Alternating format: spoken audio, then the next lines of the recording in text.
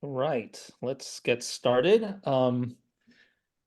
First of all, my name is Weston Konishi. I'm president of the Sake Brewers Association of North America. I'd like to welcome all our viewers here tonight to our webinar, doing a kind of debrief of the Advanced Sake Brewers certification program that we did earlier this summer. This is the first time we've done this program, and we're lucky to have a couple of the participants here and Andrew Santafonte, who's chairman of the Sake Brewers Association, to help sort of guide us through what happened during the course of this really amazing program. The aim of this was to give already advanced brewers an opportunity to go to Japan to do an even deeper dive into methods and techniques that would help give them an opportunity to really learn a whole lot more about the craft of sake brewing and bring that back. And part of what we wanted to do is really make sure that the things that they learned could be passed on to the brewing community at large. And so that's really what we're trying to do tonight. And so lucky to have them here and to share their firsthand experience and the things that they learned during this week or so of intensive hands-on training in Japan. This session is being recorded, so you're welcome to refer to it. We'll probably post it up on our YouTube channel in the coming days. And we will have a Q&A session, so please feel free to post your questions in the using the pop-up button at the bottom of your screen, and we'll try to get through as many of those as possible. This session will run about an hour and a half, so be sure to post your questions in time to get them answered. So with that, I'd like to turn it over to Andrew. Hi, everybody. I'm Andrew Santafonte. Like Wes mentioned, I'm the chairman of the Sake Brewers Association of North America. I'm also the head brewer at North American Sake Brewer based in Charlottesville, Virginia. And I'm really excited to be chatting with everyone here today and to help share what an amazing program this was. Extremely insightful. So much was learned. But let me just give you a little bit of history about, where this program came from. And I think it's important to note that, as an association, brewer education is always something that we're thinking about. And, we always wanted, kind of pie in the sky. Oh, could we create a program where we actually send brewers to Japan? And luckily, a lot of our partners came together in a really kind of serendipitous way to help pull this program together. And so, we couldn't have done this without the support of those people. One of our close friends in sake, Shima Enomoto, brought her contacts, her logistical skills to the table, and kind of helped set us up from a logistical perspective. So Shima was a huge part of this program. She's not on the call right now, but she was an incredible piece of that. And then we were able to bring Justin Potts on as a pseudo instructor slash interpreter. He was kind of our boots on the ground and did such an incredible job of interpreting throughout the entire program. This would not have been a success at all without him. And I was amazed by his ability to take all these questions that were coming rapid fire from all of the brewers and synthesize that and talk to the Toji and the other members and get that information back to us. So that was a huge lift on his part and an incredible thing. And we were so thankful to have Justin there. Other partners like Ida Group were incredible in making this happen. JSS, Japan Sake and Sochu Association. The breweries that were involved, Ishimoto, Imaya Tsukara, and obviously Obata Shuzo was a major piece of this. Obata Shuzo is the parent company that runs the Gakkogura program, which is where we did our hands-on portion of the program, and Lagoon Brewery as well. And so there were just so many different people, whether that was Dr. Aoki from the Niigata sakeology program, as well as, the sake, the Niigata Sake Research Institute. I believe that's right. I'm not 100% sure now. Shinyo, Chem, manufacturing as well. All these partners came together to help make this a reality. And then we put out applications and we got a lot of great response. And if you're interested in this program for next year, please stay tuned. You're going to learn a lot about what really happened on this program. And we're hoping to have more information about that released soon. But all these partners came together to make it happen, and we're really proud of the result. And obviously, the applicants that we had join us on this trip, we have Nick Lowry from Moto E, who came. We have Justin Levon from The Void. Unfortunately, Ernesto from Nami Sake was not able to make it tonight due to a scheduling and brewing conflict, which we all, I think, understand, but he will be greatly missed. And then I also participated as kind of a overseer from the SBANA perspective, but also as a brewer, and I took away a ton of incredible insight from this as well.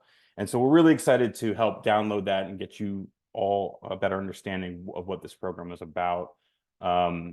So from there, I guess we'll just kind of kick it off. So one of the first things that we did, and part of pulling together the program, was to think about the holistic nature of what we could accomplish. And the way that it was set up was that we were able to come to Japan, and we kind of started at the beginning of the process. We started with rice, and we were able to visit some rice farms, as well as a milling operation that's run by Ida Group. And from there, we kind of transitioned into more brewery visits. And then we had a very intense hands-on portion that took place at Gakkogura, which is a really interesting kind of learning brewery that has been built on Sado Island, where the parent company Obata Shuzo also is. And so that's kind of like the general overview of what the program was. We started at the beginning, which I think was rice and milling. And so I wanted to kind of talk first about that, because I think a lot of times as brewers, we're so focused on what's happening in the brewery that sometimes it's easy to forget where it comes from. And especially in the US, where, well, there aren't quite as many farms, there aren't quite as many mills, it can feel a little bit detached sometimes. And so I guess that's the first place I wanted to kind of start, is, what were your impressions, any of you, of the mill that we saw and of that part of the process? Well, I'm happy to chip in. So one of my other responsibilities besides being lead brewer at Moto E, back in its heyday, rest in peace, I was also the operations manager for Minnesota Rice and Milling, before we shipped our mill down to Justin Potts's neighborhood for Cypress Creek.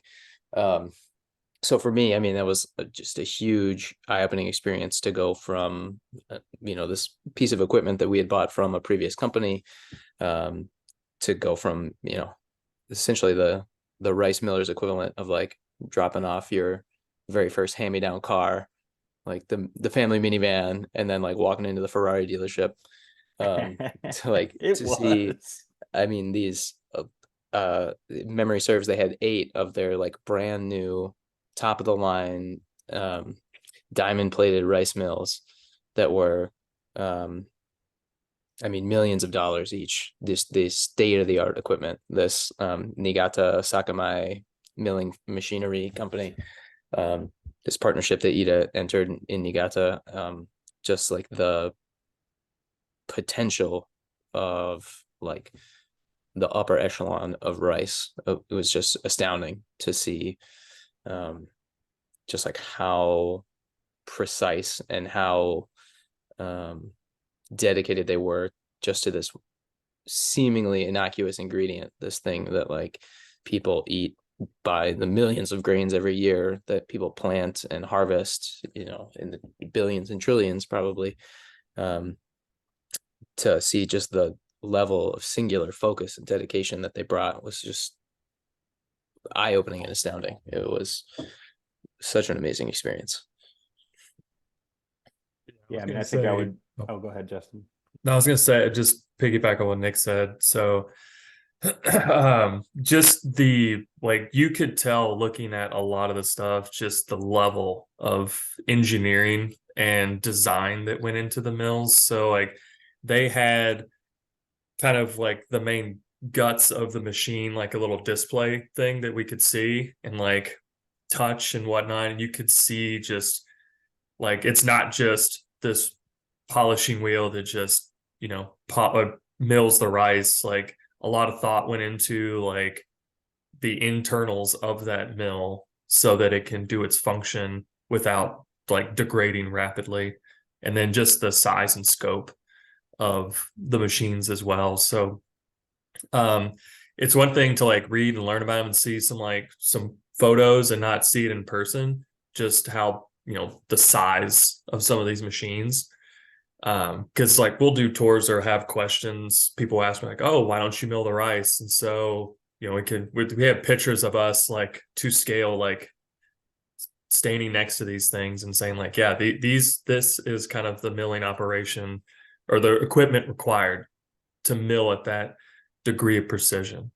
And it kind of opens people's eyes as well, because it's something that is not really thought of when it comes to rice. There's like, oh, I pick it up at the store and it's a black box kind of thing. So yeah, and I was so impressed by one, the cleanliness of the facility, but two, Mhm. they did a presentation for us, and I think there was probably like 6 to 8 steps where they talked about cleaning, removing debris, using all these different techniques to remove anything else that was in there. And I thought that was just like, again, goes to that precision talk. And then I think the other thing that was really interesting too was even down to some of the bags they were using, and they had these kind of like sealed bags to help make moisture more consistent after delivery to their customers. And so I think that's what's really amazing, that they're also still pushing on ways to improve the quality of the rice that they're putting out of that mill. And something that I think that you know, that is a through line for me personally on this entire trip was like learning about all the steps and all the things that help to create consistency. That's just something like I felt like I pulled from a lot of different aspects of the process. And it was one of those things where it started even at that early stage of this trip, seeing all of the steps that the mills are doing to prepare that rice in a way to give consistent results to the brewers. And so, you know, I just thought that was a really amazing piece of the mill conversation. Yeah, and I guess to kind of dovetail into that a little bit in kind of practical terms, how that's then sort of translating then back into how things play out here at home is, so I mean, now we're in a process of, you know, we're located closely and relatively closely involved with the folks down at Cypress Creek. And so now, yes, there's a lot of focus on the process of the actual milling of the rice. But as Andrew mentioned, that process of running it through the mill and that milling process is one machine in a line of many. And the degree of quality control that they have in Japan lined up is very, very different from what they have here in terms of when things are milled, sorted, harvest time, moisture content in the rice at harvest, at storage, how they're going about these things. And so the milling of the rice is one thing, but how do you improve the quality of the product that you're bringing in order to so that your output from the mill is better? So to be able to actually have see that degree of care and precision through quality control of the rice coming in, through sorting and all the machines and all the tools that they use to do that, we're not able to replicate that. But what we're seeing now, at least here in Arkansas and at the mill here, is now we're able to sort of work backwards and say, okay, if we're having challenges, you know, milling here, get with consistency, or why is this taking longer? We're able to sort of look back and kind of go, okay, so now on the harvest side, on the grower side, on the sorting side, where are issues that we can actually where are areas that we can actually improve things before the rice ever even goes into the mill, in order to improve quality and consistency. And so personally, that's something that I'm incredibly excited about, because we're now in a process where we're doing a lot more of that, back and forth together with the growers out here, and figuring out how we can send better quality, more consistently polished rice out to all of you guys.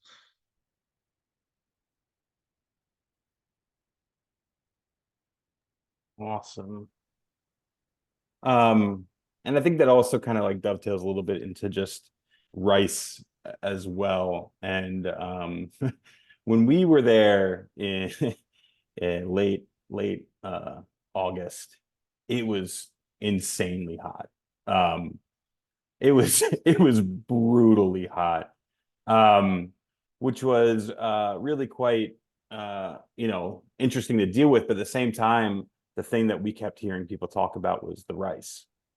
And we were able to visit a number of different rice farms kind of throughout the trip, here and there. But the big kind of, I guess the big kind of thing was that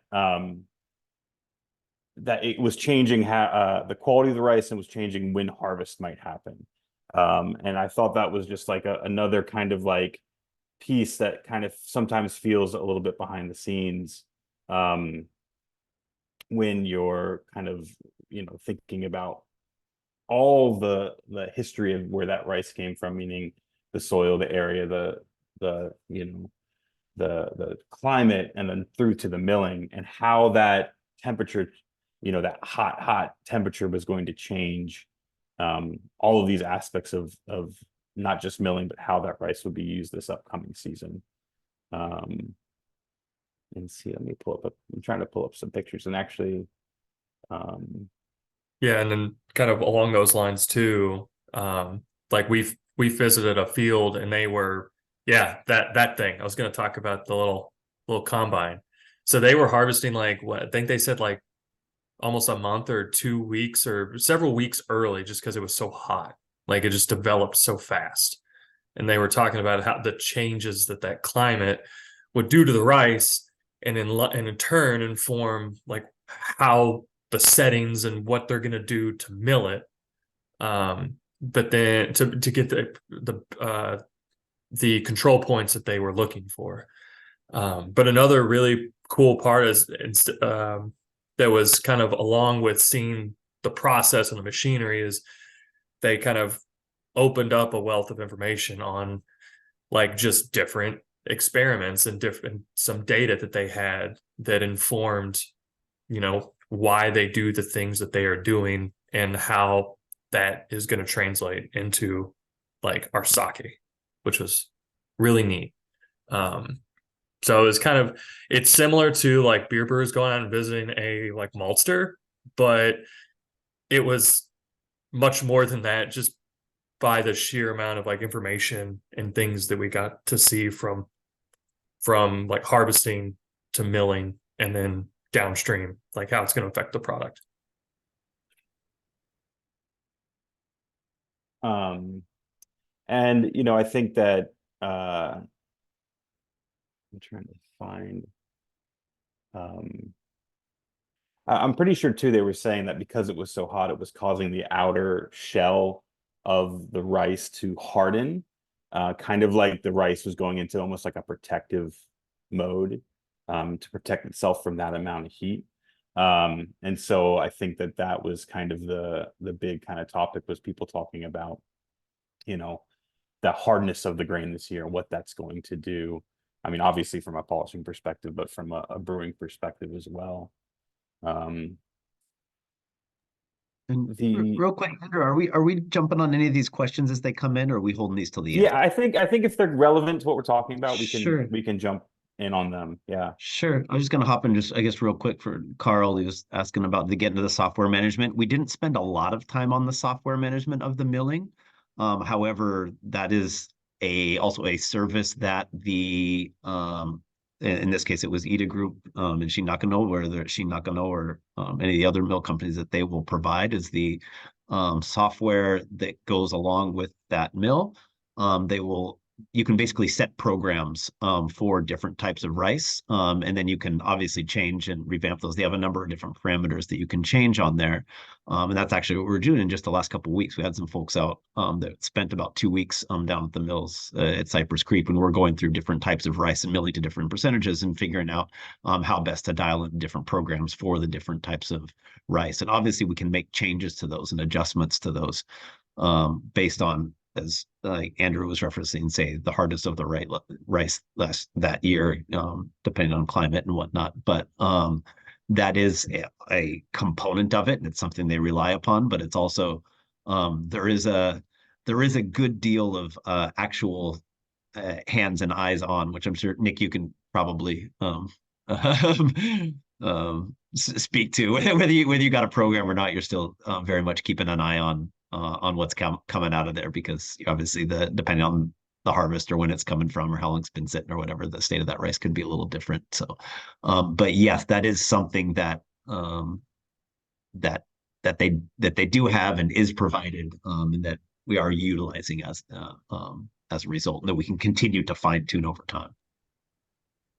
Yeah, and just to elaborate a little bit further on what Justin was saying, like I liken it to the automation software for the mills. I liken to like an autopilot for a plane. Like you can set the course where you want the machine to go, but then you should probably still have like a pilot sitting nearby to make sure that, you know, as weather changes, as conditions changes, you can adapt. But I think, as far as I know, all the software is proprietary to the manufacturers of the mills themselves. And then I see Draco's question here. Says, isn't it also caused by different types of rice? I'm not quite sure exactly what we're referring in terms of what is caused by different types of rice. If we're talking about, does that impact the polishing ratio or not? But if that's what we're getting at, then yes. How it polishes and how you're going to program it and treat it in the mill is going to be different. It's going to take different amounts of time. You're going to run it at different RPMs and whatnot. And that will impact, depending on the rice, will impact possibly what degree of polishing ratio you can do as well too. Some rice just isn't going to polish as far or as much, depending on the quality of that rice or the variety. If that, I'm not sure if that fully addresses your question, Reiko, but if it doesn't, you can throw another question in there and we'll figure it out. Yeah, and I think too, just like that, again, the attention to detail too, like, you know, different strains of rice do polish differently, and so thinking about you know, they had a lot of focus too on preventing cracked grains in their process as well. And, you know, depending on the rice type and the, you know, hardness or softness of that can present different challenges. And I think they controlled a lot of that through temperature in the mill itself. And, you know, as it gets to more finer degree of milling, keeping, not letting the grain necessarily get too hot, I think is also part of that, that process. Awesome.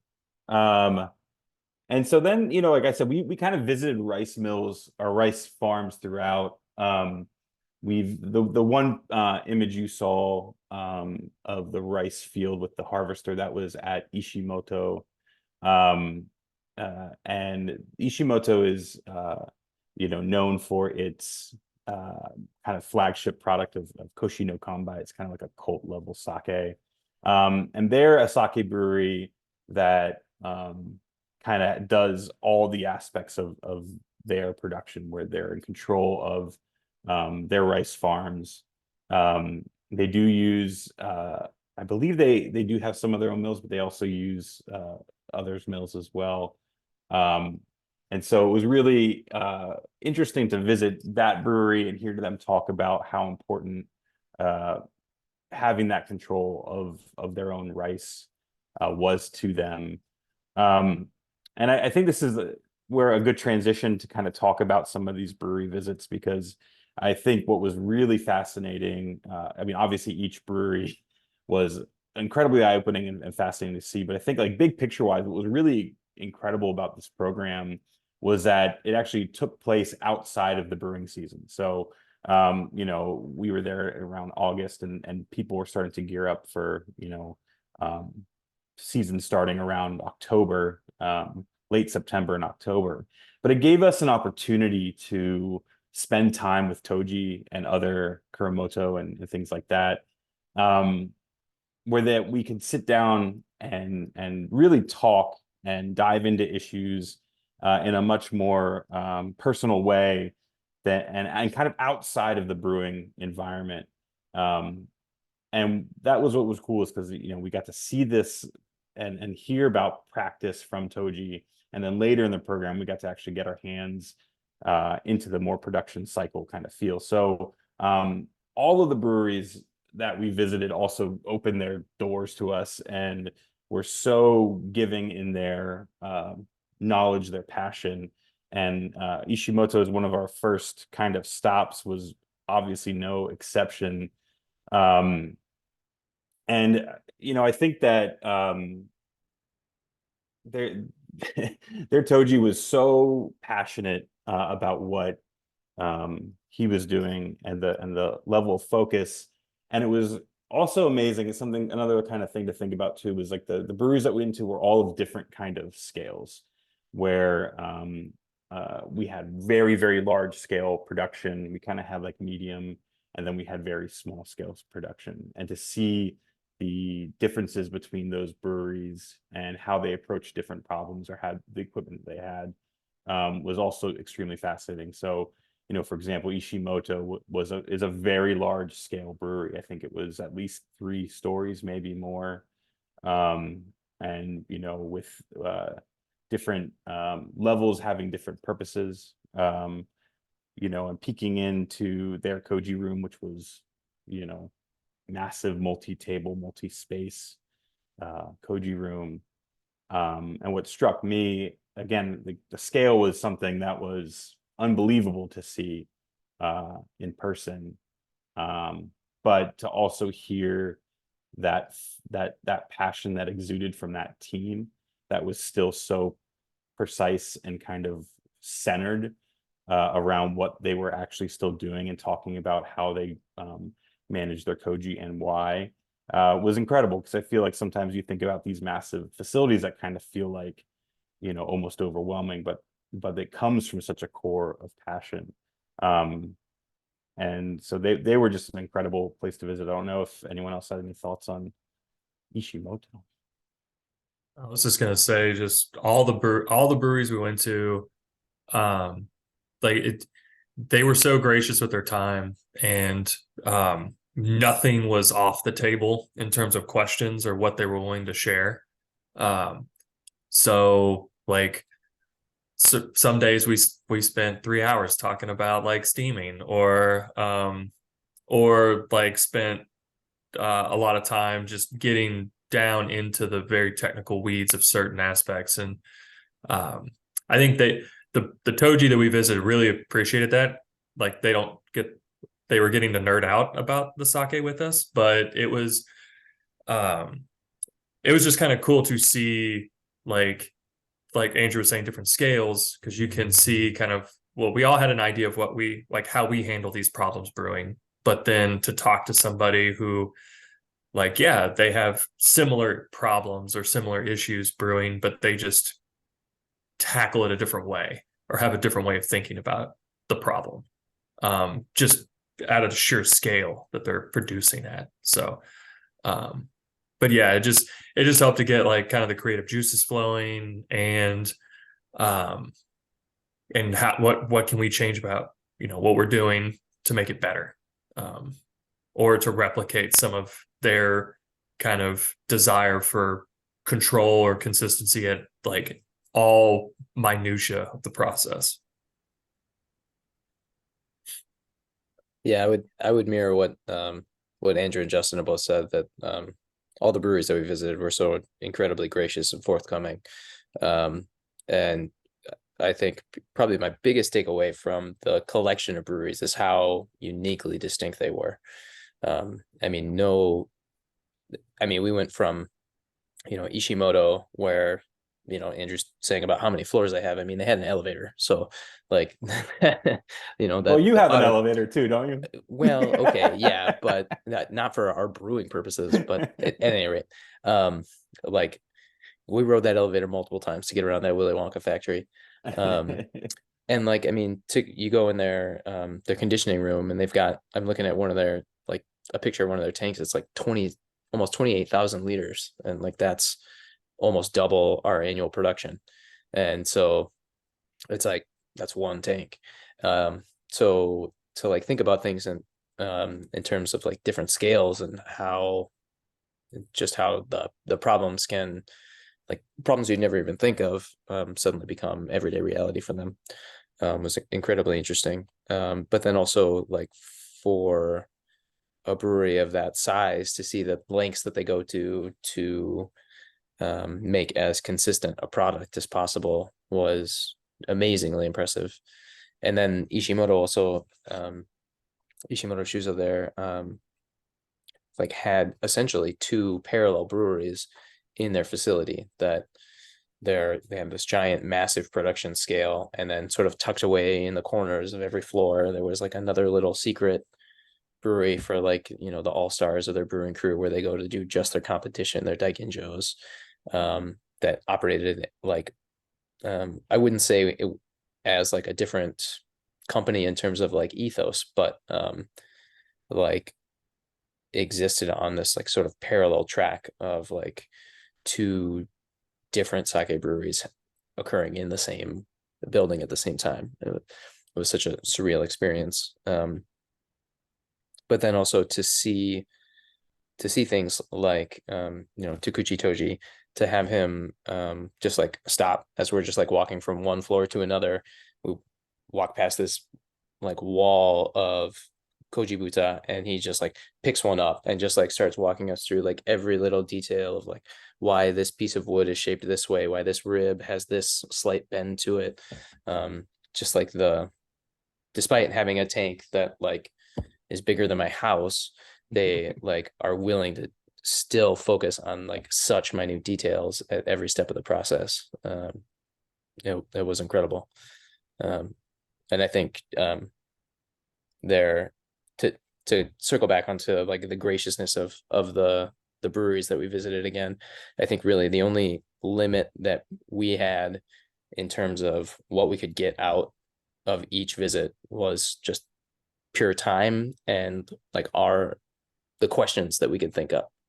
Like there was nothing that they were not willing to share with us. Like we were the only things that were like keeping us from learning more. It's just, could we even conceive of the appropriate question to like glean information from these people? It was incredible. Yeah, and maybe the sake at some points, because we also were able to, again, these brewers took us out, and we got to have dinners with them. We got to drink their product with them. We got to sit down at the table and just kind of ask all these questions. And as the sake flowed, the questions got more interesting. We went into different philosophy of life and all kinds of different pieces of it. But that was kind of the fun, to also kind of enjoy that product with them, and to have them tell you what they thought was special about the different products that we were consuming. Yeah, I guess the one thing I would just add on to the Ishimoto visit, I think Nick, you kind of touched on it as well, is that because of the great quality product and the good fortune that they've had in the past, in the 80s and 90s, and being so popular, the people who work there now are some of the best and most experienced in the business in a certain sense. They've been doing it at an incredibly high level for a very long time. And not only are they making the thing, a lot of the people who are there now in charge of it are the ones that were also there before it grew to become the brewery that it is now. And so I think maybe at first glance, it might sound like, a place that operates at this level on this scale with this kind of equipment, it's very far out of reach for what, say, a lot of us here in North America are able to even attempt or even fathom. But the really nice thing about this, because they had all been through that process, they weren't just the people who we got to spend time with weren't just people who were just doing the brewing. They were the people who who basically designed their process over decades. And so, like, for example, with them, pretty much all of their equipment or large equipment is pretty much all custom fabbed for them specifically based on their experience and their need for quality and consistency and things like that. And so the equipment looks large, but you can ask them anything about any of those bits or pieces of equipment and why they're doing that. And they know exactly why they did it because they fabbed it, they designed it, they thought it up. And so kind of getting back to Nick's point, they understand not just how to make a good thing, but how to scale it and why you would make all sorts of technical decisions, either in your brewing process, in your quality control, and all those, and all across the board, in order to reach the result and the level of consistency and the quality that you're looking for. So it was just a really, really fantastic glimpse into what it really means to work at that high level. And it was nice because they could speak to us on the even though they were sort of in their own world, they could speak to us on terms that made sense to us as well too. So it was a really, really nice visit. Yeah. Let's switch gears now to the next brewery visit, which was Imaya Tsukara. I think I'm saying that correctly. Which is also based in Niigata. And Justin Potts, what would you call them, a mid-size? Like what scale would you say that they are? Oop, you muted. Sorry, I'm mute there. Sorry for Imaya Tsukasa. Yeah. They would be on the scale of a small brewery. I mean, yeah, mid-size small. Mid-size. Mid-size small. Yeah, very probably the most common in terms of just production volume and what that's probably about the most common. Yeah. I'd have to double check again, but I want to say they're somewhere around and I think also or something like that. So yeah, also kind of a stark difference too, I think, was the age of the brewery versus like Ishimoto. This is the place that had really beautiful well-worn koji room kind of aesthetic to it. And I think that that was also really interesting to kind of see, is both like a difference in scale, but also kind of like a difference in age. And that visit was incredible because and you like, it was actually unbelievable to me, is that we actually got to sit down with the Toji all around a table, and he pulled out recipes and started talking us through why he made some of the decisions that he did, both in terms of ratios, but also in terms of the fermentation, and what were the goals that he was trying to achieve. And so I think we went through at least 3 different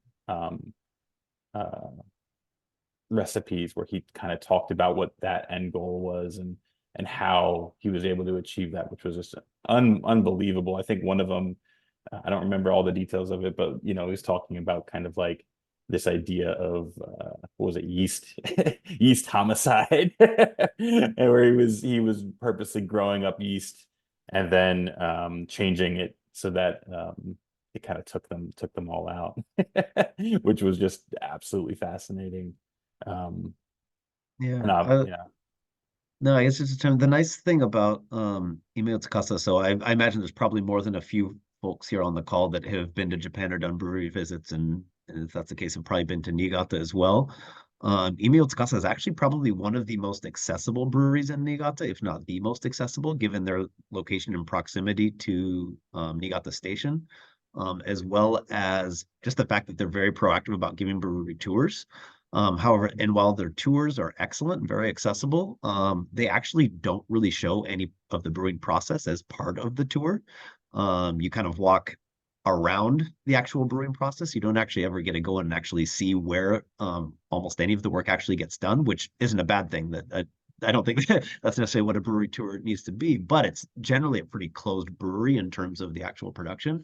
So what was really nice here is the Toji there, Furuta-san. He's a young guy, and he's someone who took over as Toji during his tenure there. And in over the last 10 years, there are a brewery that has changed and grown and improved drastically over the last decade. They're a completely different brewery now than they were 10 years ago. And so he was able to sort of be there as part of the process, and then he became Toji in that process. And they make a lot of very sort of distinct and very unique styles. And what was really nice is we were able to sort of handpick in advance a couple of sort of iconic styles for that brewery, unique things through there. And so he could kind of think and prep in advance. And then after giving us a really detailed walkthrough of the brewery, and answering questions and taking the steamer apart and walking through the koji room and opening everything up and all that good stuff. We actually got to sit down, and he as Justin said, he laid out a bunch of recipes and just sort of, and with all the trajectories and all the stuff in there, and he sort of walked us through sort of why they made the decisions they did in terms of recipe development, and sort of how it's changed and evolved over time, and why they settled on some of the different decisions that they did in terms of water ratios or yeast selection or things like that. And so it was a very kind of a homey visit in a way. It was very very casual in that way, but it was really, really nice because he was somebody who's kind of been through the process, and they didn't do a lot of this kind of thing. They're very, very open to visitors, but they don't do a whole lot of technical stuff with folks from the outside. So I think it was really enjoyable for them as well too. So it was just a really a short visit, but a really, really pleasant one. Yeah. Oh, go ahead. I was just going to say that, yeah, I think back very fondly to visiting Mayoskaza and Furuta-san being so, I mean, I feel like I'm going to be a broken record talking about how gracious people were, but just like sitting down and just being willing to, after already spending probably 3 hours of us like in 100-degree brewery, and then like we probably spent an hour just in the koji room, and then to sit down and then spend another 2 hours to go in minute detail talking about specific recipes and why did we choose this strain of kojikin over another strain, because this one's going to be a nama and this one's going to be of a different aesthetic. And then to talk about things like, okay, well, yeah, we have a Yodan edition at the end of our Moromi mash, but when do we decide to start that Yodan? How long does that Yodan sit outside of the mash before we incorporate it in? Like all of those like level of minute detail, like when you read when you find a scholarly article that like talks about the concept of something, or you find a textbook that's been translated, or you're like going through Google Translate or DeepL or whatever and trying to like translate the literature to make sense and try to piece together your concept of how these things work in practice, to be able to like be sitting there with the source, and then with the inimitable Justin Potts acting as like the technical translator, to be able to say, okay, well, yeah, so like I kind of get that idea, but do you specifically mean this? Or like I could interpret that sentence as meaning 3 different things. Is it this? Is it that? Or why not this? To be able to like in situ be able to go through that level of detail was just so incredible and mind-blowing. And it could have been heat stroke, it could have been mild dehydration, but like I distinctly remember like Brandon, I see your question in there about what we thought was the most valuable. Like I distinctly remember sitting around that table and thinking like this session here is like an inflection point, not only for like my understanding of sake and like what sake production will be for me, but like because of the number and the specific people we have here, like how much this could potentially be an inflection point for the domestic industry. Like it was really like an eye-opening experience for me to sit there. It's very humbling, to say the least, to be at that table. Yeah, Yeah, I think I'd agree with that. Oh, sorry. As I said, I'd agree with that too. Like as far as like experiences like that'll stick, you know, for the rest of my like, you know, brewing career would be like just sitting at that table. And like it wasn't unique to just like that brewery tour, but that one in particular, just because we, like I said, we just sat down, we just done the tour and be like, all right, you've seen, you know, how I do stuff. Like this is kind of like how I go about, you know, interpreting like my vision for what I'm going to do. And like it's more of like like we all knew the, you know, had a fundamental knowledge about what was going on, but then like to apply all of that in kind of like interesting ways that, you know, we didn't think about. And that was kind of the nice thing about Ima Sukasa was like they were doing some pretty unique stuff and like in my mind and understanding of, you know, what other breweries are doing there. But to hear, you know, to take a concept and like apply some of that brewing knowledge and kind of like unique little twists to get the product that he wanted. And then it's also like, I'm gonna say no, it's just like a level of creativity that Yeah. was really inspiring to, you know, see someone with such deep knowledge that they can start to tweak, you know, pieces of it and make something really, really unique out of that. And I found that just personally just super inspiring. It's like, yes, there are, you know, conventions around ratios, let's say. But those can be interpreted and they can be changed, and even like thought of in really interesting ways to achieve vision, you know, like he was saying that he kind of had these special visions for different ones. And you know, it's all kind of a blur still, but you know, thinking about, I think he had one that was intentionally extremely sweet, but the way that they achieved that sweetness was just like a very, I don't remember the exact details, but just a really interesting thought process behind it. And so it just inspires you to kind of like, you know, obviously you got to get your fundamentals right, but then once you do, like, how can you push that into new territory? Yeah. But also too, like with that comes like, you know, how what control points do you put in there to make sure that you attain that goal too? Like each one of those ones that we tried, he was talking about like different at different points, different like, you know, critical points in the process that he was looking at. Like for the one, the Black Junmai that we had, that was the very super dry one versus the very, you know, sweet Nagori versus I forget the like high acidity one. But like all of those, you know, there were basic processes, but then to hear, you know, to sit down and kind of like a round table, like almost like family dinner kind of thing, and pick his brain. And then that also kind of paralleled what I guess we'll talk about later, but with Dr. Aoki, when we sat down and we all tasted and evaluated our product, and instead of like going at it in terms of faults, it was like, what was your concept? What was your vision? Like, and that was the first question. So it's not like, okay, this tastes good, I don't get faults. It was just like, tell me about it. Like, what are you doing? Kind of thing. And then went off there. And that's kind of how he approached it as well. So that was kind of a valuable experience in terms of like the whole trip. So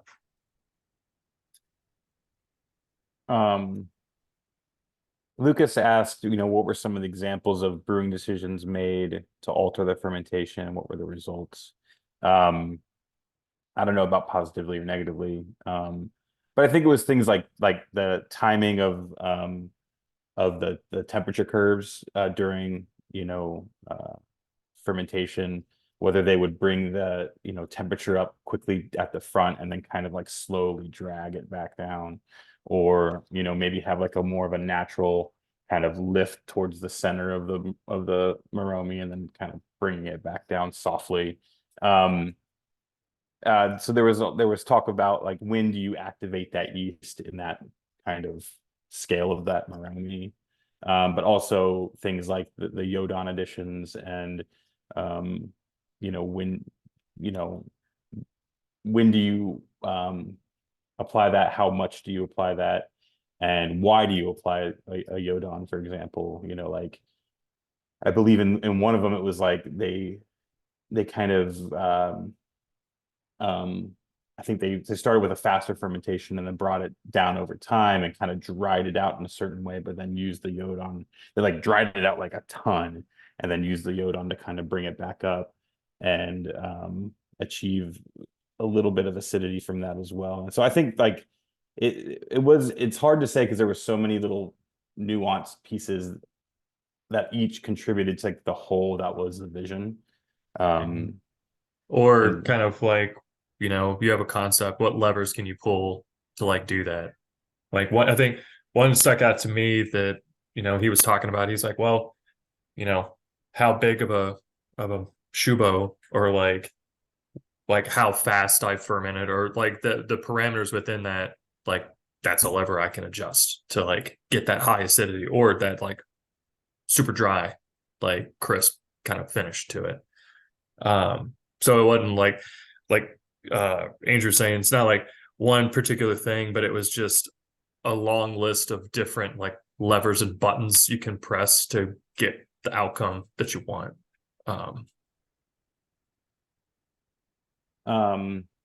Yeah, I was just gonna jump in real quick. Yeah. Brandon, I see your questions here. It says you got two. What we think is the most valuable experience, and then what was the first thing you wanted to experiment with? Maybe we'll circle around back to that at the end after we kind of get through the whole program. So we're not skipping you.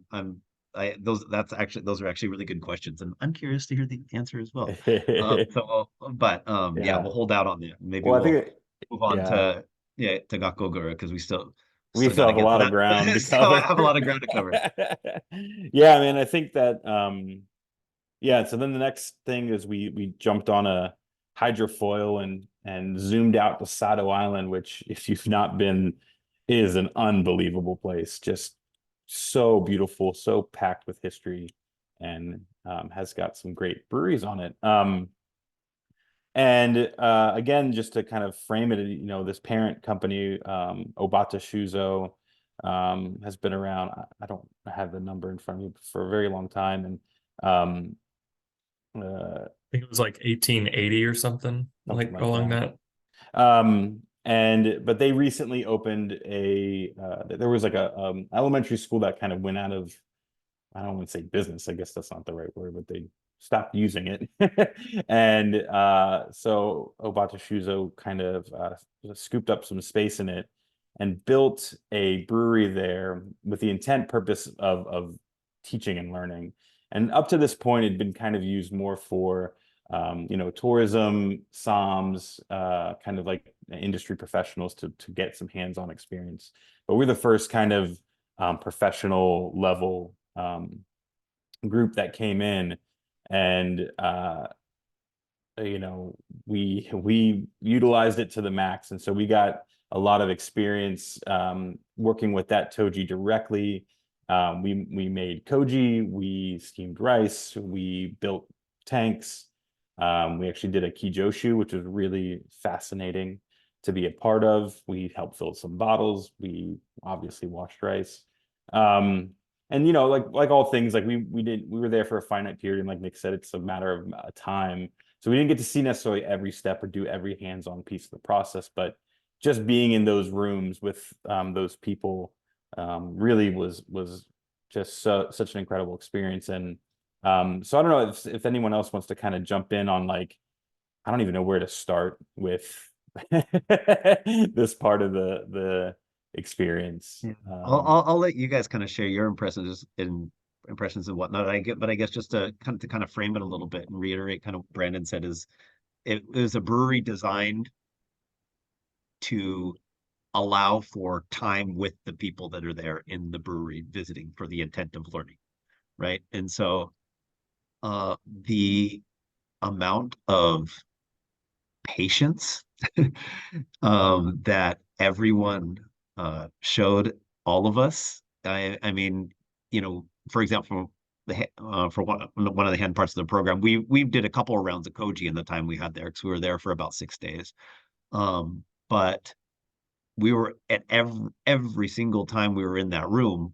Usually, I imagine for most of you, and if anybody's done any stints at a sake brewery in Japan or something, it's a relatively intense endeavor. You go in, you do it, you get it done. It's time is of the essence, and it of course is here as well too. But we were able to one by one take turns doing things, trying these, stand in there and ask questions while we're working. Irrespective of all the things that are coming after it and the other stuff we have to do. I mean, the degree to which they were gracious with their time and patient at every step of the way was just unreasonable, actually, in a good way for us. I mean, you know, and so I mean that's sort of what made a big component of what made this really special, is because yes, we washed rice several times, but each time we did it, that allowed us more time to ask questions and to do things and to start addressing, and you know, frees up time to look at other components and parts of the process and the degree. And so just being allowed that degree of time, you're not rushing, you're not being pushed, you know, on through to the next thing constantly. Yeah, It was just, what did yeah, I think that's what made this really unique.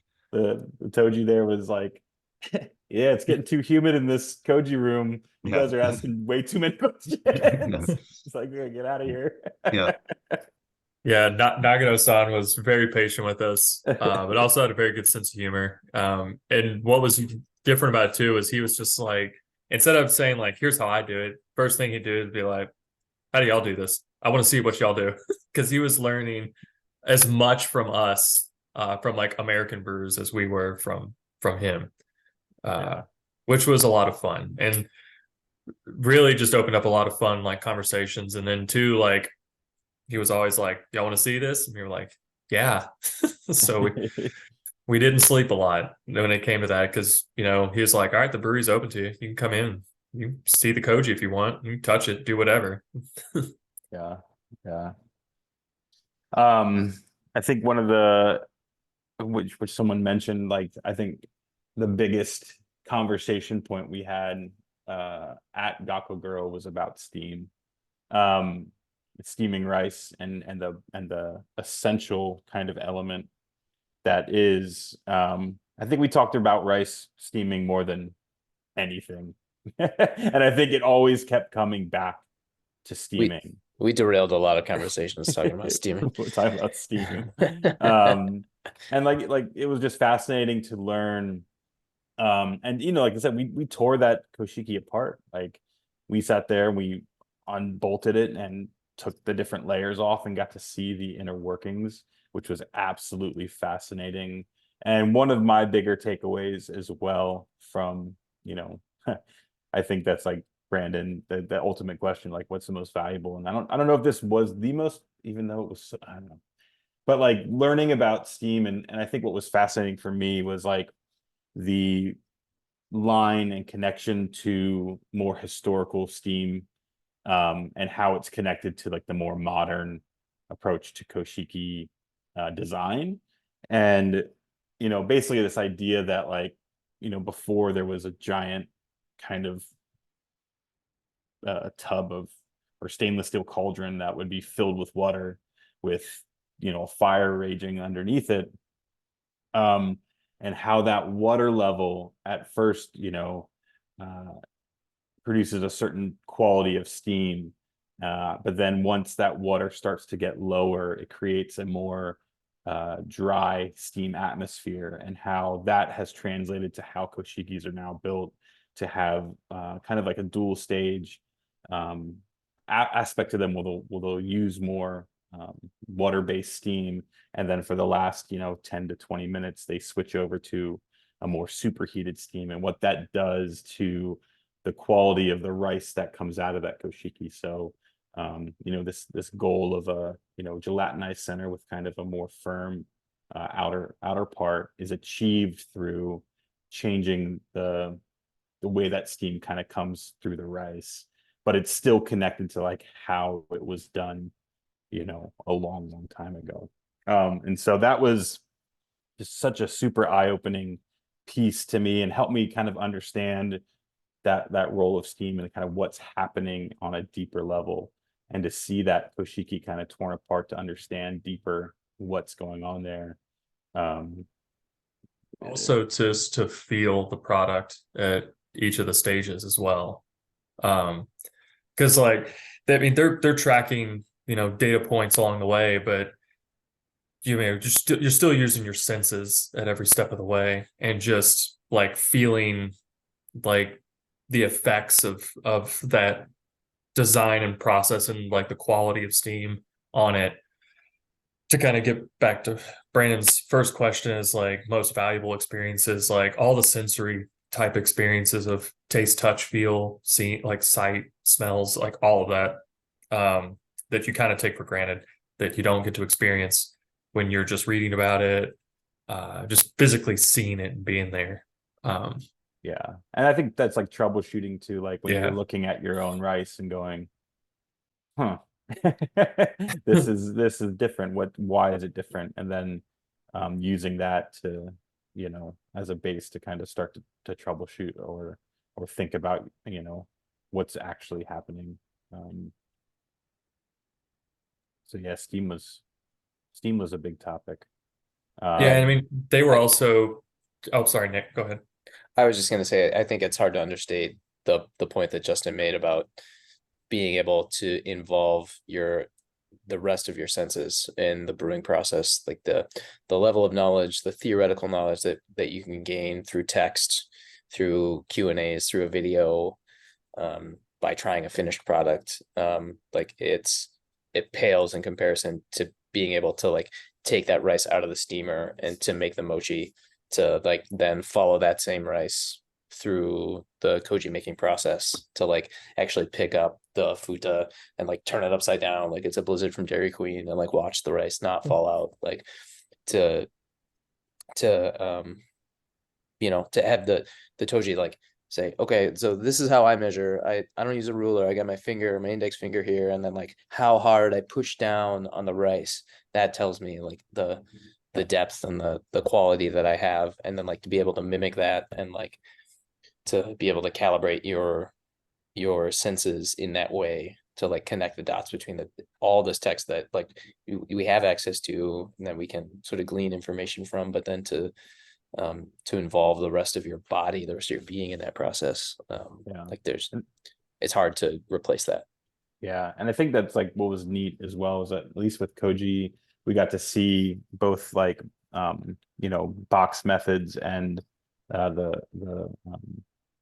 the smaller trays, and kind of see them side by side and see how there are certain through lines, and you know what were some of the differences between the two, whether that was, you know, a little bit more labor intensity, a little more shuffling, a little more, you know, attention to detail on one level, versus kind of like these bigger beds, and, you know, managing some of the heights on that, and the temperature and humidity based on that.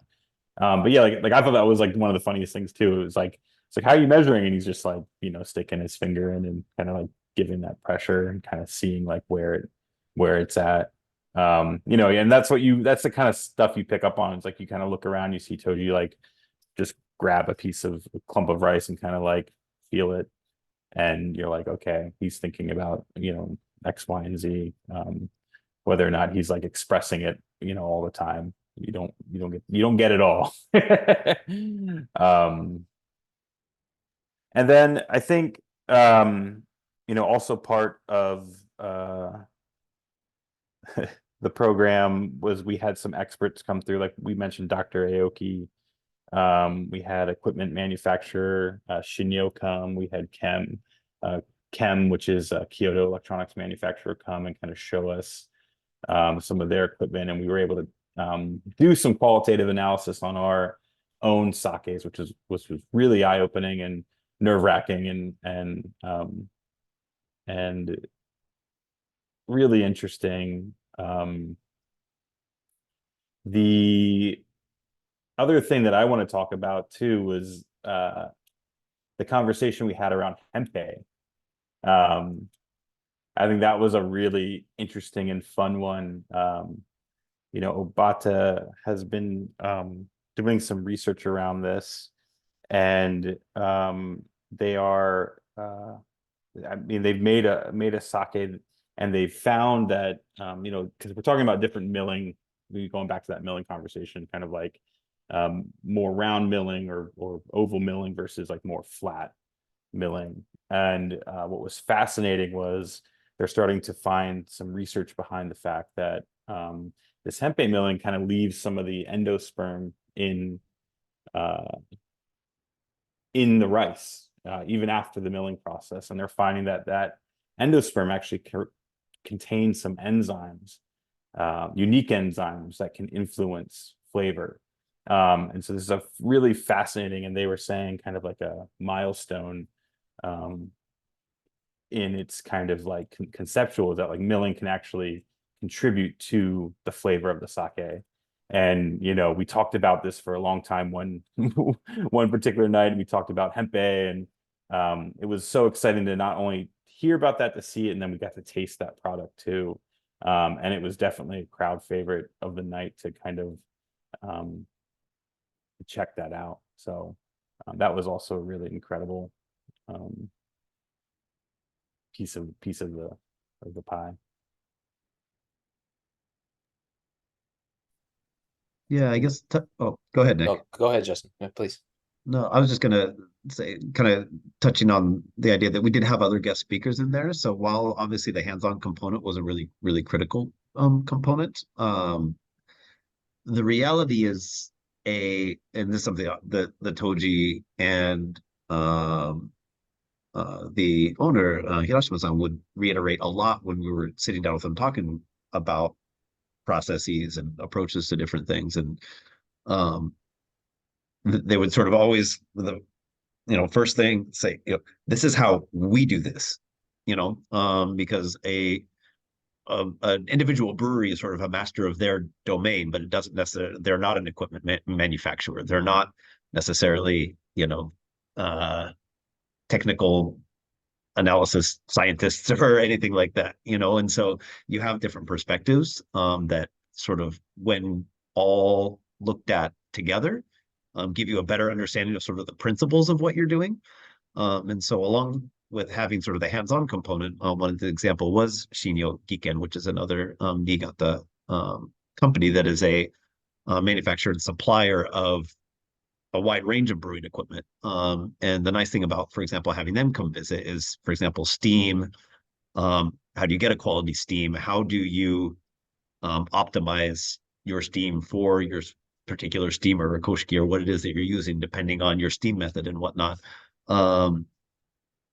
Purchasing a koshiki from Japan isn't a viable option for everybody. Everybody's using very different equipment. And so it wasn't just a matter of, hey, if I buy this, I can make this happen. It's really having that hands-on experience and looking at, okay, here is what a good steam looks like in different types of, and a different types of rice. And here's what it looks like when you're doing koji. And here's what it looks like, these different stages of mashing. But then actually, for example, having then somebody to come in who it's their job to understand steamers and spec and supply steamers for breweries, to then come in. And the gentleman who came and worked with us, yes, he is a representative of that company, but he was also a very, very experienced. He was kind of an all-star brewer himself at another brewery in Niigata for quite some time. So he was able to understand what it actually means for the people working it day to day. So to have that outside perspective of an equipment supplier and somebody who's actually going through the work of speccing this stuff for different breweries and their different needs and their different setups was really, really great. Having someone from the Niigata Brewing Research Institute come and be able to have that more sort of scientific approach to looking at different parts of the process. They don't build steamers, but they can give you all the numbers and all the data for here's how you optimize your steam for output and things like that.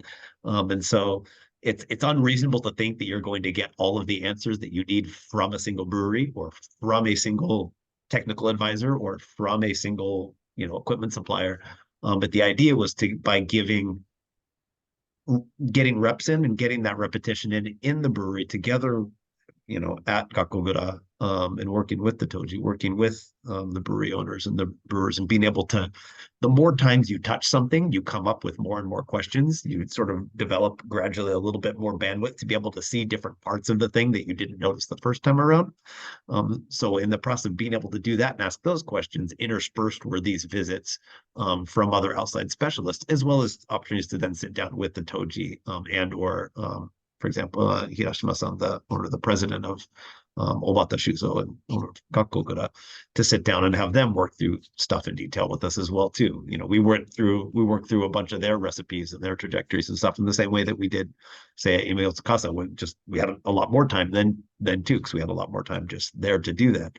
And so we're able to get that individual perspective from each of those, but then having that time to spend, we're able to kind of step back and figure out then how does that apply to sort of everyone's individual context. I think that was the goal anyway. Well, I think that's something too that, like, we packed a lot in, and I would say I was really happy with this crew because everyone was there for it. Everyone put in time and was like, put their A game on, even after having many chuhais and bottles of sake throughout the night. Like, I would say, like, to go off what Justin said, and Carl's question about equipment manufacturers and any talk about making things available in North America. That I guess that was, I guess, correct me if I'm wrong, Justin. That was kind of one of the goals, to build the connections up to maybe get interest and bring some of this equipment over to North America, but also to, like, we gave them presentations on, like, here's how our process and how we do things, because they don't know what we're doing. Just because, like, I would say they take it for granted, just because it's not taken for granted, but it's just available, and that technology and that scope of knowledge is just kind of it's already established. And so having to take that and then translate it into something else or manufacture it ourselves in a way.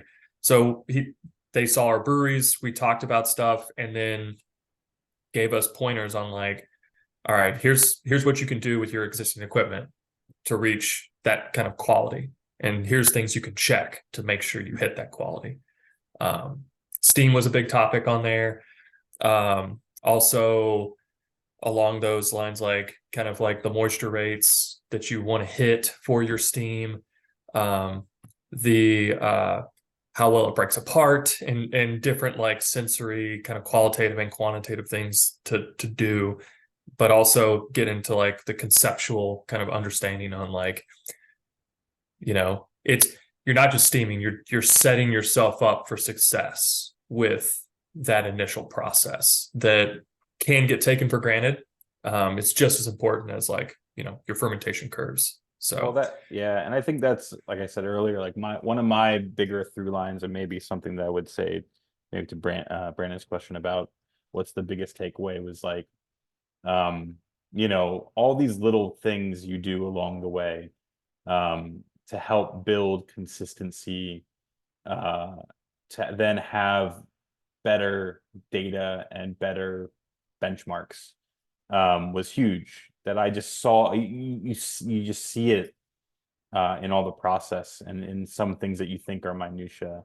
Like I mentioned, like, seeing it on the milling side was one thing, but the all the little steps, whether it's adjusting temperature of wash water, whether it's holding a bag out for a minute to make sure that it drains really, really well, whether it's a certain amount of mixing with the intent and knowledge that you're homogenizing temperature and you're homogenizing moisture, like, all these things that you're doing to kind of get to a start point, so that you can then start from the same place, and then measure that data more accurately. Because if even, like, a one thing that we talked about was, like, when we're building, mounding koji for, wrapping it for the first time, like, trying to make a certain shape to prevent differences in depth of that koji pile, you know, and that was the idea, is like you take the time to do that work, to maybe shave the sides so that you have a more homogeneous piece. And so that koji will grow in a more homogeneous way. Same thing with even just like little things, like, you know, like spreading the rice out in your boxes, let's say, and making sure that just that lip doesn't come up, because that again makes it so that it's not quite as homogeneous. So, you know, it's like not groundbreaking stuff. It's stuff you've all, or at least I've heard before, and then to see it in practice and to apply so consistently, with that, again, that kind of back thought of like, if you don't, then you're going to have a more unstable ground to start from. So that was a big one for me. Yeah, I would say, just to reiterate something that Justin said, that like the one sort of through line for the whole trip that I thought was really informative was that we were able to see the breadth of approaches, the breadth of techniques and philosophies, and to see, you know, what principles or concepts were consistent or which differed from brewery to brewery, and to sort of give you an idea of what how much latitude or how much variance there is in the techniques that people follow, or in the philosophies that they bring to their beverages. I would say probably universally the concept that I took away was how focused brewers were on envisioning your end goal and then working backwards from that to your, how are you going to take your first step? Like, you're at the beginning of the marathon, you're thinking 26.2 miles out, and then you take your first step. And it's working every step backwards to make sure that you're setting up that the different variables for success. But in like a completely different change of topic, one thing that I think we'd be remiss if we didn't mention was our hosts, particularly Rumiko from Gakkogura and Abata Shuzo, how amazing of cultural ambassadors they were for Niigata and Sado Island as well. Like that was a huge takeaway from my time at Gakkogura, was being able to put the beverage into its home. I mean, it's called Nihonshu. Like, it's not a beverage that just exists in a vacuum. To see just how it interacts with the culture, with the people, with the agriculture, to see that side of the country was just, again, another just eye-opening, amazing experience for me, for someone that hasn't had as many opportunities to travel internationally, to be able to get just like a whirlwind nonstop tour of the island was amazing. And just in the broadest terms, like an experience I'll never forget. Yeah, Sato and Obata-san, and they really showed us an incredible time. And I think, you know, someone asked you any good drinking stories, location moments y'all are able to share. I think one of them was a pretty simple one, was that, you know, we were you know, at Gakkogura, and we knew we had some koji to do later that night, but one of the Kurabito came in and brought us some karage and some snacks, and we started chatting and started drinking and just, you know, sharing our bottles and our sake with him, and he brought one with him as well, and we had a really good time. And I think that like that koji that part of the koji was like a little bit of a zombie mode like at that point, but it was I mean, that's what it was about. It was to like get to know him a little bit more, and get to hear his story, and, you know, get to work with these people. And that's what it's about, is, you know, sake is made by people, it's not like Nick's saying, it's not made in a vacuum. It's not, just an androgynous drink. It is made by people. It is made with passion, and to get to meet these people closer, to hear their stories, to hear what they're interested in thinking about. I mean, there's nothing better, nothing better. I think we'd be remiss. We gotta get to at least one more point. So I feel like we didn't even scratch the surface of everything we actually did. But the last kind of piece is that we were able to visit Lagoon Brewery in Niigata. So we left Sato Island and then went to Lagoon. And Lagoon is a very interesting brewery. They're actually considered a classification called a craft brewery in Japan. And a craft brewery is kind of this special designation where they're able to produce, I guess, like Doburoku and kind of different styles of sake for export. And I think they can do some local sales as well, but I'm not 100% sure of that. But this idea that they aren't necessarily like Seishu licensed sake brewery. And so they do a lot of really interesting things, whether that's a more traditional Doburoku, or using local and seasonal fruits to brew with as well. And it was, again, this kind of incredible thing to visit this brewery that is really quite small, but a really beautiful area. But again, scale wise, on the smaller side, something closer to what I think a lot of us on this side of the ocean have seen and are dealing with. And so, to see kind of how they approached their scale and how they approached some of their processes, but then also, something that we see here, I think a lot of brewers see in the US and North America, is like this use of other ingredients, and how does that interact with sake, and how do they approach it. And man, these were absolutely fantastic sakes. It was such a great place to visit, and to learn about how how they have decided to kind of make these maybe, I don't know if it's hard to say traditional, non-traditional, but these kind of like outside of the box styles of sake. Yeah, because I think one of the questions was like, do you feel like what was it? We had been drinking quite a bit of Doburokus, but the one question was like, do you feel limited in like what you can do or create? And he's like, no, it's like the opposite. He's like, I feel like we have too much or not too much leeway, but just at the end of the day, he was saying that we're even though we're adding these other ingredients, we still treat it like we do any other sake. And that was kind of, I wouldn't say eye-opening, but it was interesting. They were just like, yeah, it's just another ingredient that I think what the Toji said, he's like, my job is to manage fermentation.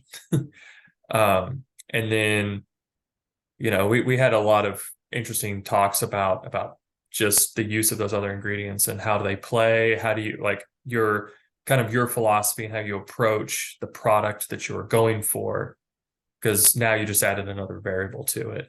And to kind of hear their take on stuff like that like Andrew's saying, that is probably more common over in the US, was a lot of fun. And so like in each of the breweries that we went to, and even the talks, like I think each one of us saw a bit of our brewery in each one of the breweries that we visited. So Yeah, maybe just like for a bit more context for those that aren't familiar with Lagoon, like as Andrew mentioned, they're a craft sake brewery, so they are allowed under their licensure.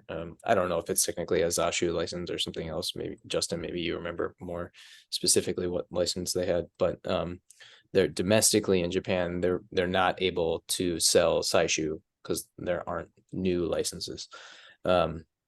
But so they can make Saishu for export, And then what's sold domestically is fundamentally not Saisho, either not refined through a press or like using some other ingredients that makes it a distinct beverage. So like, for example, we tasted a melon doburaku where it was just tons of like effusive, not in the like ginjo melon sense, but like this is a cantaloupe, like where you're drinking nigori out of a cantaloupe. And then they also had the tomato basil doburaku, and then they also had the margarita. the margarita. They call it margarita, which is like not margarita like you might think, but like margarita like a pizza. Like it's too many levels. But then they would, what was super interesting was that they would take for a lot of their I'll just say sakes for simplicity's sake. For a lot of these beverages, they were presenting the pressed and the non-pressed versions of the same beverage, and it was incredible to see the distinction in the flavor profiles. I think there was really only one exception where the pressed version that we tasted versus the mash version came from separate batches, but with the one exception, everything was from the same batch, and it was so incredible to see just the difference in flavors that they were achieving just with that one variable. And then I think that point that Justin raised about like the idea of would they change things if they could, like their hands were like free. They just had a wide open horizons to just be so inventive that like I can feel the crushing pressure almost of being like, the world is your oyster. Like, don't disappoint us now because you can do anything. So it was very enlightening to see their philosophy. And so like to completely contrast them with Ishimoto, which is like at the exact opposite end of the spectrum, both in terms of like the products that they're making, but also the size of the brewery. Like you could, in Lagoon, you can reach out and like touch two sides of the brewery with both hands. Like we had to take turns going through the koji room because there wasn't enough space for us. Like I don't even think they had enough shoes for all of us to go through there because that's how small it was. So to see that spectrum of operation was also very enlightening. Yeah, and that was kind of one of the reasons we selected them as well too, is because as you guys mentioned, they're they're operating at a scale that's probably much more akin to what's feasible for a lot of North American breweries, or at least starting up as a brewery. It was a really nice example as to how little you can actually, what you actually need in order to start. Like it was a good representative of the baseline number of amount of space, number of tools, level of quality of equipment that you can have and actually get a really legitimate high quality operation up and running.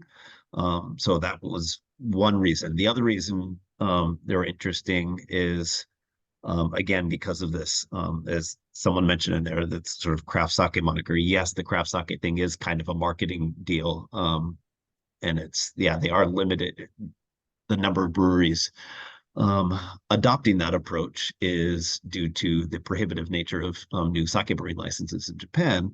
But what they're doing is really nothing like super new. They're just brewing a different type of, they're just brewing under a different license. It gives them just a little bit of flexibility. But the reality is that what they're doing is actually also much more akin to what a lot of North American or sake breweries are doing. They're taking a more broad, more liberal approach to what sake is. And the goal of the trip wasn't to determine what's right or wrong or better or worse. It was how do we get good bits of information and experience to lean on in order to help our brewers make more informed decisions that make sense for themselves and in each of their individual contexts, right? And so Lagoon was helpful in that way. And the other thing, just a little bit of more context to them, is it's a small two-man operation, but the gentleman who started it he was the former president of Imoyo Tsukasa. And I mentioned earlier that they really built up and changed not just their brewing, they changed their brewing as well as their marketing, the whole company from the ground up in about 10 years. So he was the gentleman who was largely sort of at the forefront of sort of leading that.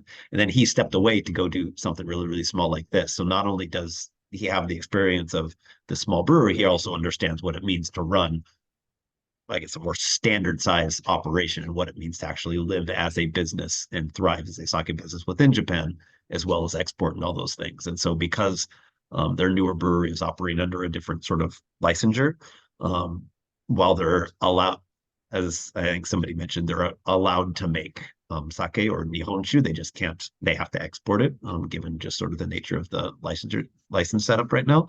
They are making everything. So based on experience as a brewer, and knowing what the opportunities are domestically and internationally, they're able to make decisions within that scale that they're working on. So it's just kind of a really neat example to be able to visit with somebody who has a very intense experience as a brewery owner operator, as a CEO, and then as somebody who's made the proactive choice to do something really small. And so it was just it was kind of a neat way to kind of close it out, to kind of tie everything together after doing a lot of the technical stuff, to kind of tie it in a way that I think I hope offered some good insight and context for then how, sort of not just how to think about brewing, but then also how to think about the business of brewing. Yeah. Well, I think I know we're already at our time, but I the biggest thing I want to know, that's kind of the program, but like now that we're back, now that we back brewing in our breweries, like what were some of the things that you guys took away and have implemented? Like what are you actively like dialing in on?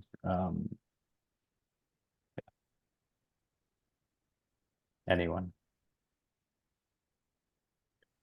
I'm happy to start. So, I mean, first and foremost, so at MotoWe, we follow a seasonal production schedule. So, we're really only on our third batch of the production season now. So I haven't had a lot of opportunities to implement changes, but first and foremost, we started with incremental upgrades to our steaming operation. So that steaming was a big focus of mine going into the program, because we had intended to upgrade or replace our current steamer, which is really just a big boiling bowl of water. And we were considering a steam generator. And, given some of the lessons that I learned from Dr. Yoki and Narita-san and the various other brewers that shared their equipment knowledge with us, it almost made more sense to just adapt our current piece of equipment, that it might actually be more successful to try and mimic the fundamentals from the older Wagama style steamers of that like cast iron pot. So we've been making a lot of small incremental changes to our steaming operation. And then I think the next tier for us will be in changes to our moto operations, durations, in particular, like exactly how long we're holding the motos at different temps, including rest periods and the wake periods, and then incorporating more quality control checkpoints in those motos, including more analysis of our things like bome or actual sugar levels, including yeast counts at various stages of the motos. Someone asked a question in the Q&A about Kimotos or Yamahais in particular. And while we didn't focus a lot on those, we did talk about a handful of things, in particular, like tracking of nitrous acid production and levels in those types of motos, which is something that we'll be following up a lot more on. And then I think the next thing for us after that is going to be diving deeper into our recipe formulation, before we start looking more and more into our post-production handling and steps there. Yeah, okay. Yeah, I'd say the biggest changes we made kind of out of the gate were like, because we came over with like kind of, I guess, issues that we may have seen, like thought in our process, like how can we improve either like automation or just quality. And so one of the things was steam. And then we made, like Nick would said, so we instead of like building, a new setup, it was just adapting what we had, and it was pretty straightforward to do off the bat. I mean, we use a steam generator, but just little changes to that kind of setup. For example, getting a more consistent steam, using it as like kind of a reboiler setup where you're using steam to heat up the water, which then you get that to a boil and you get a more consistent, even steam. And instead of like, steam going through it and maybe hitting it like kind of in a non-uniform way. So little things like that. And then little upgrades to kind of production in our koji room, and just and then I think the biggest change too is like setting up a more kind of like, wouldn't say more automated, but just a more hands-off kind of way to do some of the Yodon making steps before pressing and after pressing, depending on the recipe. And then also looking at a better way to do some of our motos in kind of like what control points were important, like Nick kind of said, that rest period, the kind of tracking of kind of like acidity and balme in conjunction with like cell counts, and looking at the overall health of that moto as more of an active process, not just like, okay, I hit it here. Like you're kind of, it's more active hands-on approach.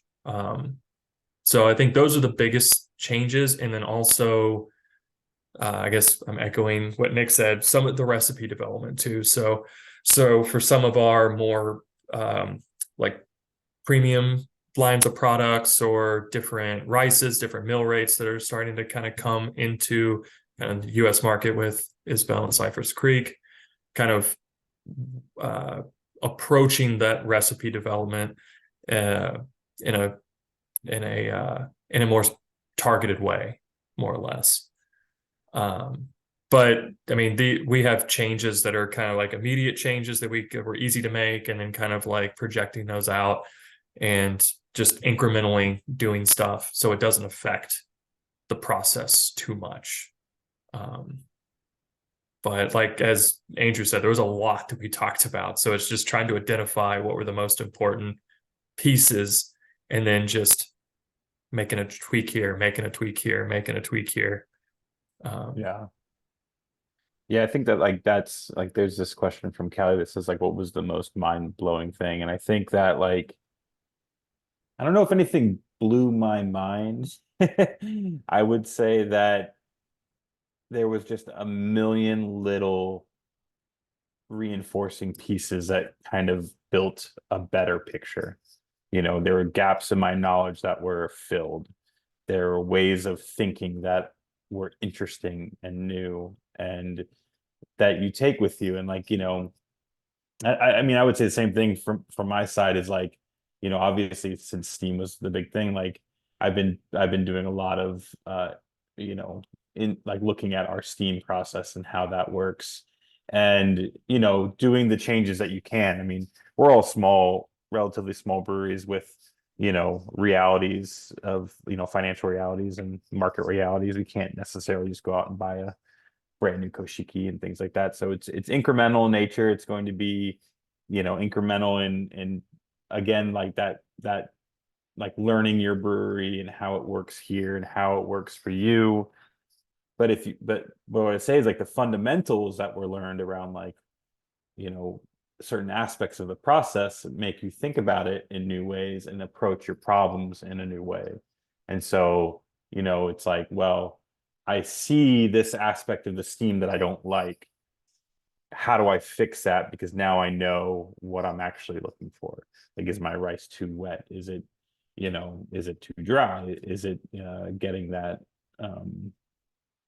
is it reaching critical temp at certain spots? Is it reaching critical temp consistently and evenly? Like, there are all these things that now gives us clues to look a little bit deeper, and because we have that kind of deeper kind of like base foundation of like what are we actually looking for, rather than just like, did it steam? Like so I think that for me is, you know, nothing mind-blowing, but at the same time it blew my mind. Yeah. So yeah. I think also to get back to Brandon's earlier question about like what did we want to find it? What do we want to experiment? What the first thing we wanted to experiment with or change when we got back to the brewery? Yeah, I don't know what other people's answers would be, but like one of the things was we've been wanting to do like Kimotos and different other like brewing methods there. We've done Kijoshu before, but it was kind of fun to actually like have our hands on it and talk to the Toji, and like they brewed it before, but then we also got to experience and mess with they had just done white koji there, which I think a few of us have messed with it. So like these were all kind of like things that I had messed around with, but now it's like, oh man, it got those creative juices flowing and that inspiration to kind of like do some fun, new, exciting things, kind of like outside of I guess channeling that philosophy of like thinking kind of like outside of the box and being like very creative with, you know, limited resources, you know, rice, water, yeast, koji type thing, and how we but yeah, there's a lot that I wanted to experiment with, but the first thing was the rice steaming, getting that more consistent, and then also like, yeah, like I want to do more stuff with like white koji because that was a lot of fun. I mean, I can think of probably like 30 times my mind was blown on that trip. Like when we got to Niigata Station with the Panchukan, and like I would have spent about 5 hours and probably, you know, a year's salary buying sake out of those vending machines. At in Mayaskaza, we saw in practice, we talked about it with someone, I can't remember where, but then we saw in practice that there's a trend of people starting to use cloths as a baffle or a buffer when they're steaming, as opposed to like dummy mai or fake rice or beads or what have you. There are people that are actually using fabric to fill that need, and that was super interesting to see that in person and talk about some of the perspectives they had. Completely unrelated to sake, Justin, Levon, and I were bumming around Tokyo at the end of the trip. Both our phones were about to die, and we walk into a 7-Eleven, and you can rent a portable battery pack, and they just charge you for however many electrons you take out of that battery pack, and then you turn it back. We need that in America like yesterday. That was great. I learned there is upper limit to alcohol that you should drink before you go into an onsen, and that we passed it every time before we went to the onsen. And then another mind-blowing thing was that Justin Potts will drink hot sake regardless of what temperature it is outside. 30°C outside, 45°C sake. It's like it's got to be at least 15 degrees hotter than however hot it is outside. But like one thing that really did get my creative juices flowing was that at one of the places that we stopped in Tokyo after we got back from Niigata, we went to a small bottle shop, and just tons of bottles of Nama on the wall, and like dating back to like Heisei 26, and just like sitting on the shelf and just being like, here's this Nama from, I don't even know if I was alive when that bottle was produced. I mean, there was yeah, there's so many experiences that related either directly or indirectly to sake or sake production. Yeah, I mean, death by 1,000 mind explosions. That's how it was. Well, I think we're gonna wrap it up. We've already gone over our time. Been a lot of good questions. I think we've answered most of them, but I think one that I'll just point out real quick: is there anything you would like to incorporate into the future SBANA visit to Japan? And I think the good news is that because this program went as well as it did, that we are gearing up for the next one. And so, you know, stay tuned to our channels and our emails as we build that out and we release application and all of that. Because I do think this is an incredibly unique and valuable program. So we'd love to see what the next class brings to the table and what topics come up for that.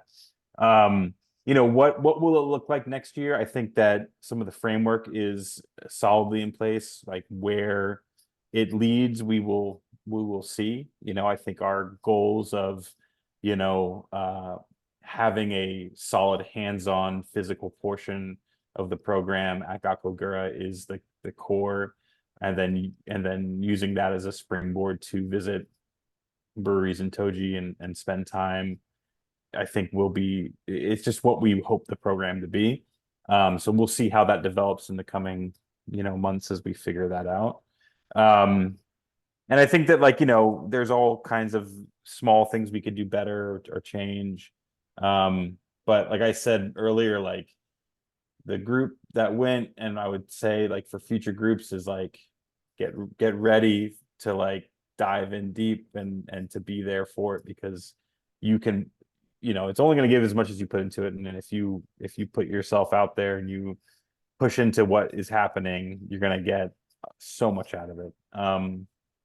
So we're going to do it again, and we're excited to do it again, and hope you guys all consider applying for next year. Anything else, Wes? No, just to say that thank you all for joining tonight, and thanks to all of our participants for your amazing insights. I will say that there was also a requirement that our participants do white papers based on their experience in Japan on this project, and so I hope that we can do a follow-up to this where that those kind of conclusions and data can be shared again, maybe at a, you know, really focused on technique and methodology and things like that. So we'll keep you all posted on that. And just another thing to announce is that we will be having our next American Craft Sake Festival in Hot Springs, Arkansas, hosted by Origami Sake. So I encourage you all to follow us on our social media platforms to learn more about that. So that will be March 2nd, again in Hot Springs, Arkansas, and it's going to be a great event. And so Justin's been kind in his time tonight, because I know that whole team has been working hard on that, and so we're looking forward to all of that. And so please stay tuned to learn more details about the festival, and visit our website, www.sakeassociation.org, to learn more about us and our activities. And if you're not a member, please consider joining us. Our membership applications are on our homepage. So with that, I think we can close things out. But thank you all again for participating and for a really great conversation. Thank you. Thank you. Thanks, everyone. everyone. Bye.